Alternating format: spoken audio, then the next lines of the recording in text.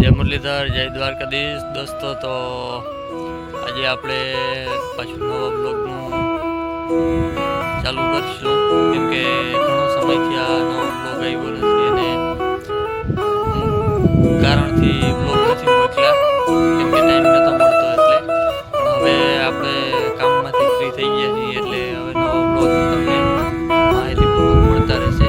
તો જય દ્વારકાધીશ, જય મુરલીધર દોસ્તો. તો જોતા રહેજો બરાબર. અમારા બ્લોગ સારા લાગે તો લાઈક, કોમેન્ટ ને શેર કરજો દોસ્તો. તો આ મગફળીમાં આપણે 2 વખત ખળની દવા મારેલ છે. અમુક રહી ગયું છે અને પ્રથમ વખત મારી ત્યારે તાત્કાલિક વરસાદ આવી ગયો હતો એટલે જોઈ એવી નથી લાગી. બીજી વખત મારી ત્યારે કાયદેસર લાગી હતી, પણ ત્યાં તો ખડ બધું મોટું મોટું થઈ ગયું હતું આવી રીતના, એટલે ઓછી લાગી છે. પણ બધું ખડ આમ છે ને ફેલ થવા માંડ્યું છે. એટલે બાકી તો અવારના વરસાદના હિસાબે બધા લોકોને નેદવાનું પણ બહુ ખરાડે હાલ્યા નથી, એટલે થોડોક અવાર માંડવીમાં ખડના તો રહે જ, કેમ કે બધા લોકોને મજૂરવાળીની સગવડ ના હોય, એ તો પ્રશ્ન રહે જ છે આ વખતે. બાકી અવારના વર્ષમાં ઈડ ને બીજી જંતુનાશક આ તેનું બધું પ્રમાણ ઓછું છે, એટલું ખેડૂત માટે સારું છે. આમાં એક વખત ઈડની દવા મારેલી છે.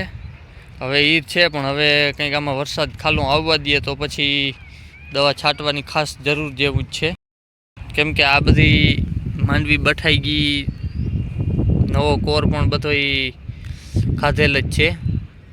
અને પણ દવાનું પહેલાં રિઝલ્ટ બહુ સારામાં સારું આવ્યું હતું, કેમ કે દવા છાંટીને આજ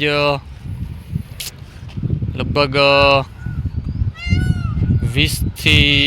18 થી 20 દિવસ જેવું થયું હશે, એટલે રિઝલ્ટ તો બહુ સારામાં સારું આવ્યું હતું. હવે ઈદનો સ્પ્રે કરવાની ખાસ જરૂર છે, પણ હવે આમાં કંઈક ટાઈમ મળે તો પછી આગળ આપણે કરી શકીએ. ને આ વખતે ગઈ સાલ આપણે 5 વીઘાનું જે ગિરનાર વાવેતર કરેલું હતું એમાંથી જ આ વખતે બધું બિયાણ થઈ ગયું છે, એટલે બધી આપણે ગિરનાર જ વાવેલ છે 70 વીઘાની. કેમ કે ગઈ વખતે 5 વીઘામાંથી બધું 70 વીઘાનું બિયાણ થઈ ગયું, એટલે એ તો આપણે કંઈ ટેન્શન છે નહીં.